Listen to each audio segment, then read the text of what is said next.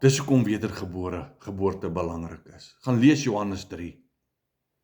Mense, die evangelie is vereenvoudig as jy hom verstaan. Maar jy sien, ons probleem is, wanneer ons Sondag kerk toe gaan, dan word ons gemotiveer. Ons word doodgemotiveer. Ons word doodverveel in die kerk, maar ons word nie geleer nie.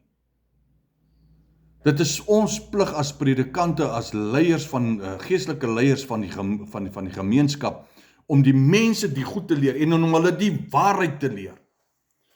Ek is uit die struktuur kerk het juis omdat ek nie hierdie goed mag aan mense leer nie. Ek moet leer wat die kerk vir my sê.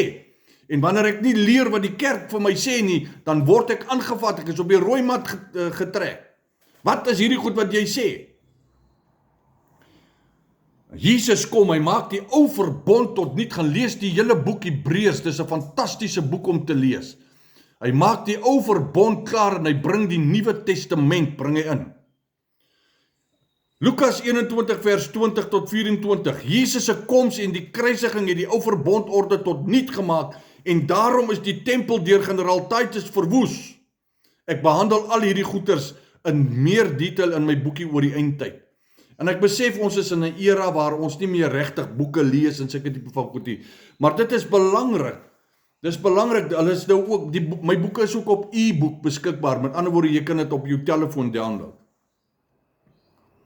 Paulus help ons in die skrif om al hierdie goeters reg te verstaan. Onthou, Paulus is geroep om na die heidene toe te gaan.